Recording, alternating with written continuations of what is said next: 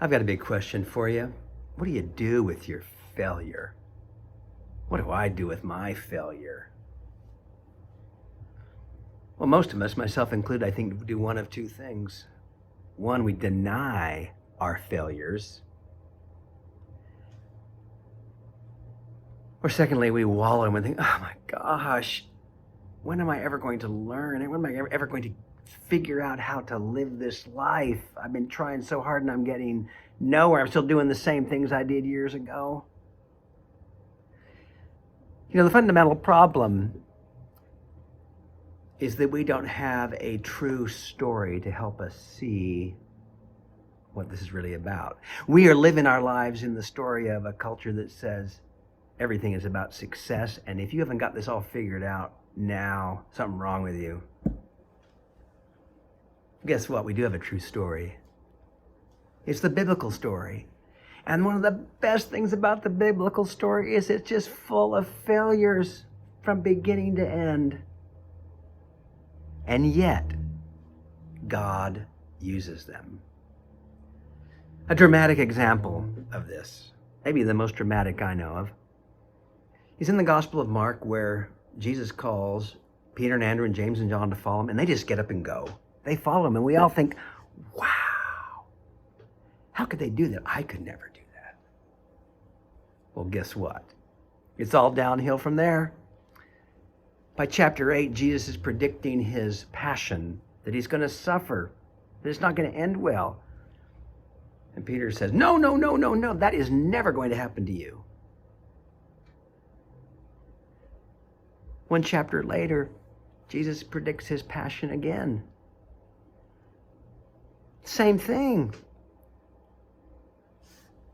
What he finds out is that while he's been talking about what's going to happen to him, the disciples are arguing about who's going to be the greatest in the kingdom.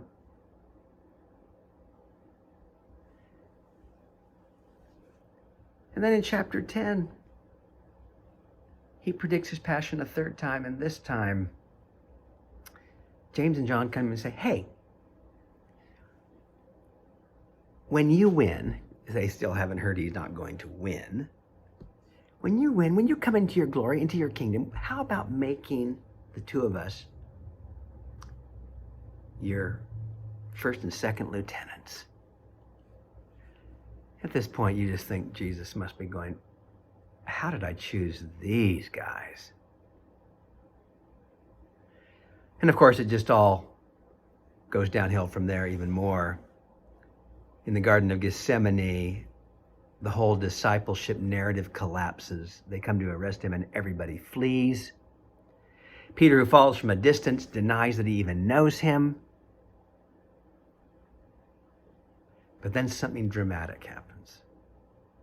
On Easter morning, at the tomb, the women go, and what does the voice from the tomb tell the women?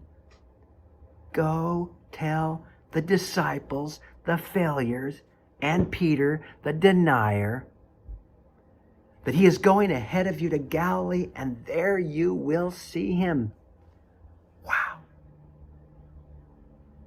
It's Mark's way of saying, go back to the beginning and we're going to start again. That the story of Mark is circular. It is always going to be about going back to the beginning and starting again. And guess what? It won't end. Because we're always going to drop the ball. We're always going to fail. And yet the astounding news is there's always another chance. To be a disciple is to be someone who is going to fail again and again.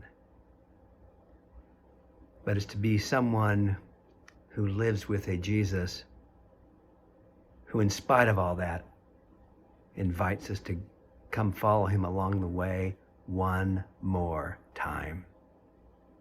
How about that?